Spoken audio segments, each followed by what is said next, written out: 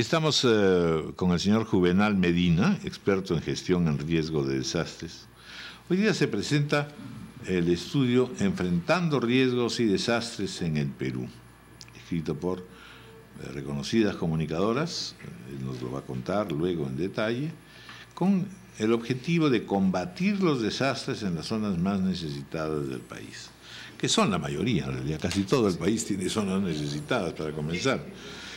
Y en segundo lugar, efectivamente hemos visto lo último aquí en Picota o cerca de Picota, que es terrible ver cómo permanentemente estamos expuestos pues, a desastres naturales, pero que son resultado también de no haber tenido cuidados previos o de no saber dónde se asientan las poblaciones, en fin, hay todo un universo previo, ¿no es cierto? Señor Juvenal Medina, muy buenos días, gracias por venir. Y la verdad que es interesantísimo esta publicación, pero denos primero un panorama. ¿Es posible enfrentar riesgos y desastres sin tener una política de previsión de riesgos y desastres? En realidad es posible, considerando que existen ya iniciativas que se están dando en distintas partes del país. La población por necesidad busca, digamos, implementar sus propias estrategias. Sin embargo, tener una política nacional es importantísimo, es fundamental para poder orientar las acciones del Estado y toda la institucionalidad del país para poder, digamos, encauzar todos los recursos y acciones que deben emprenderse, sobre todo considerando que los desastres en el Perú afectan directamente el desarrollo. Vemos cada año cuántas pérdidas sufre el país y afectan al desarrollo y afectan a los seres humanos. Justamente, ¿no? Muchas comunidades, poblaciones en general, al sufrir un desastre, retrasan su desarrollo, postergan su desarrollo, vuelven a estados incipientes de desarrollo y por lo tanto requieren nuevamente, digamos, de recursos tanto propios o nacionales. Usted menciona que hay iniciativas en ese sentido. Así es. A ver, cuéntenos un poco cómo es el panorama. Efectivamente, las poblaciones advierten y saben de los riesgos, muchas veces sienten que no pueden hacer mucho, son conscientes de que están viviendo en un sitio imposible, pero no de vivir y sin embargo no pueden salir de allí, ¿no es cierto? O sea, una cosa es tener conciencia de que en efecto vive bajo peligro. Así es. Y otra es qué iniciativas se toman en términos comunales, en términos de barrios, en términos para poder hacer frente, aunque primariamente, a la eventualidad de un desastre. Sí, justamente el libro recoge las percepciones o el conocimiento, las actitudes y las estrategias que las comunidades implementan en ese afán de poder reducir su vulnerabilidad y manejar los desastres. Sin embargo, no resulta suficiente, porque justamente lo que hemos visto en estos últimos días, el desastre que afecta a San Martín, es una muestra de la alta vulnerabilidad que tiene el país y de la necesidad de contar con estrategias o mecanismos de gestión de riesgo de desastres. No basta atender una emergencia. Los pobladores sabían que la deforestación iba a causar esto, ¿no es cierto? Es cierto. Había conciencia del peligro. Hay, digamos, percepciones muchas veces que están fundadas en el conocimiento ancestral de la evolución del territorio. Sin embargo, las necesidades económicas de desarrollar, no, de mejorar sus condiciones económicas, motivan que se tomen o se, digamos, implementen actividades en lugares donde no tienen aptitudes para ello o son terrenos altamente susceptibles a deslizarse o a generar flujos, como hemos visto en estos últimos días. Ahora, ¿no? del estudio lo que ustedes indican es que frente a un terremoto, un tsunami, la población está preparada por lo menos para hacer frente a este episodio. Lo que viene después es donde todavía falta mucho que trabajar. Pero en la sierra lo que dice el estudio es que donde se producen con mayor cantidad de desplazamientos, huaicos, no hay una preparación frente a estos episodios. ¿Por qué? La preparación es insuficiente para la magnitud del problema. Es decir, el país es altamente vulnerable y lo que nos falta justamente son estrategias de un manejo cada vez más estructurado, más planificado de las situaciones de riesgo. ¿Es más vulnerable la sierra que la costa y que la selva? Todas las regiones del país son vulnerables a distintos eventos naturales. El país es un país muy rico en una diversidad de ecosistemas, pero también diversidad de fenómenos naturales que pueden generar desastres. Como pero ¿cómo hacemos si es que se acaba de generar otro organismo para trabajar en materia de prevención, el CENEPRED. Tenemos ya el Instituto Nacional de Defensa Civil, pero ¿qué ganamos generando estos nuevos organismos, esas instituciones, si es que, por ejemplo, desde la institucionalidad no se cumple lo básico, que es, por ejemplo, una municipalidad distrital, provincial, evitar que su población viva en el cauce de los ríos, por donde bajan continuamente o cada cierto tiempo, 3, 4 años, un huaico? Justamente lo ¿De qué planificación podemos hablar si de lo básico no lo cumplimos? La planificación del desarrollo aún es carente de este enfoque de gestión de riesgos. Es una planificación más centrada en generar economías, pero no reconoce la vulnerabilidad o la susceptibilidad del territorio a estos eventos. Entonces, ahí el estudio que estamos presentando hoy día busca, digamos, mostrar que hay situaciones de vulnerabilidad, hay, digamos, necesidades de información de la población para orientar sus acciones, pero también rescata que existen capacidades en los distintos lugares del país que pueden ser instrumentos que permitan avanzar en una estrategia de gestión. ¿No? Por ejemplo, tenemos como la percepción desde los niños y niñas de las escuelas o adolescentes, a través de las charlas o clases que reciben desde los colegios, ya tienen orientaciones muy importantes que incluso llevan a sus familias para ver cómo mejorar su seguridad, ¿no?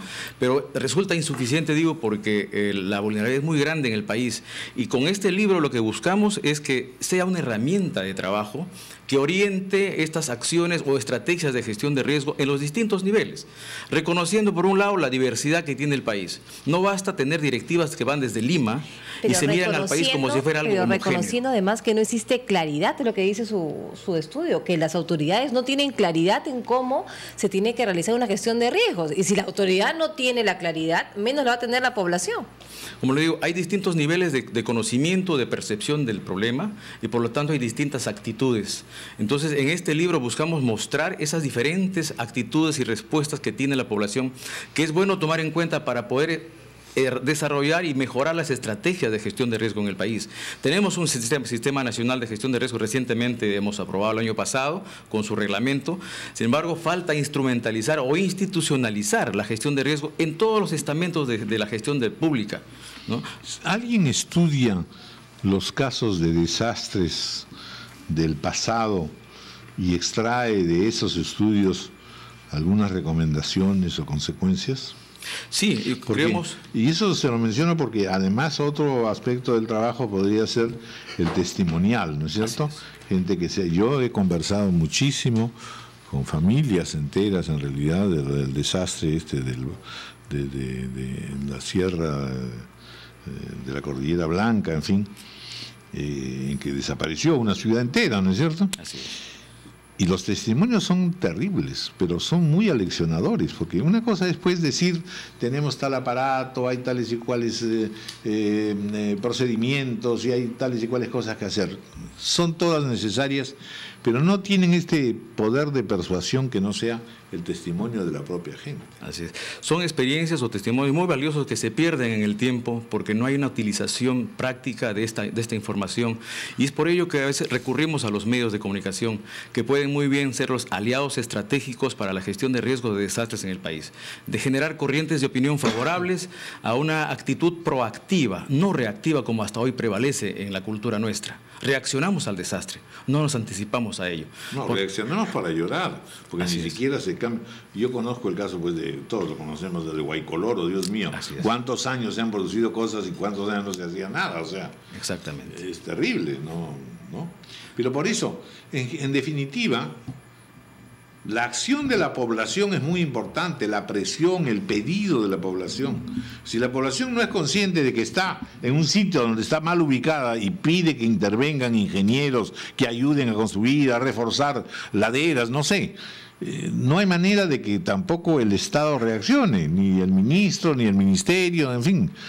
Hay niveles de responsabilidad diferenciados, ¿no? Desde el nivel local, la actitud de la persona que está en el terreno donde ocurren las cosas, hasta el nivel nacional donde se toman decisiones. Por ello, con este libro, con este documento, que busca ser aportar con insumos para construir o desarrollar estrategias de gestión de riesgo que sean adecuadas a nivel local, a nivel... a los distintos niveles, adecuados a esa diversidad de realidades ambientales, fenomenológicas, culturales que tiene nuestro país. Hay poblaciones quechua-hablantes que muchas veces no entienden mensajes que se propalan en castellano o mensajes escritos donde la población poco lee. Entonces, por lo tanto, hay necesidad de adecuar los materiales de difusión, de sensibilización y de educación para que la vulnerabilidad del país se reduzca ostensiblemente y así vamos a manejar mejor los riesgos. Porque los desastres no dependen fundamentalmente de los fenómenos naturales, sino dependen de la vulnerabilidad que tiene la población. Un pueblo bien, digamos, capacitado, menos vulnerable, va a tener mejor estrategia de respuesta y no va a sufrir tanto daño como las poblaciones que son altamente vulnerables. Bueno, la mayoría de los casos tiene que ver en realidad con asentamientos humanos mal ubicados. Justamente los asentamientos mal ubicados son efectos, son consecuencias de la no planificación. Eso lo vemos ya en los hechos. ¿Cómo hacer para que en efecto haya una previa planificación de dónde instalar a las poblaciones? Entonces ahí viene el rol de los municipios, de los gobiernos locales. Para terminar el pensamiento, un caso ejemplar es el de Aguascalientes. Exactamente. Aguascalientes era una casita, después fue 2, después fueron 3. Y cuando ya fueron 3 casitas se advirtió de que la cosa era muy peligrosa. Hoy es una cosa monstruosa. Ahora es una papa caliente muy grande porque en cualquier momento la quebrada de Aguascalientes se activa y forma un aluvión, como hemos visto en San Martín y otras partes. Porque ya hay una historial de eventos recurrentes y con el cambio climático estos eventos se exacerban, se hacen cada vez más violentos. Entonces estamos advertidos, estamos alertados. Los desastres sí avisan, ¿no? Y los desastres no son naturales. Pero estamos alertados, pero nadie hace nada al respecto. Aguascalientes sigue ahí siguen las casas, siguen los pobladores. Sigue creciendo. Entonces, sigue creciendo, entonces la solución... Entonces ahí vemos la ausencia de políticas, la ausencia de decisiones importantes que tomen el toro por las astas. Entendemos que Aguascalientes es la punta, es el puerto de entrada a Machu Picchu.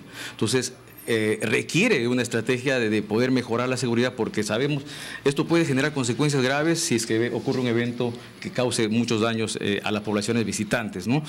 Pero tenemos el problema. Y con este libro queremos aportar como un granito de arena en este esfuerzo que nuestra sociedad tiene que orientarse para poder gestionar los riesgos de manera proactiva, incorporando en la gestión del desarrollo, en las escuelas, en los medios de comunicación, así como radioprogramas, que vemos que está bastante escuchado en el país. En este espacio que tienen mapa de emergencias, por ejemplo, sirve como un instrumento muy valioso para que la gente se informe de lo que viene ocurriendo. Y quizás importante es incorporar mensajes que anticipen las situaciones de riesgo que existen ya y por lo tanto invite a tomar decisiones de manera oportuna. Sí, bueno, la verdad que hemos estado un poco pesimistas en las preguntas, pero básicamente de lo que se trata es de que este es un libro, es un instrumento concreto, importante.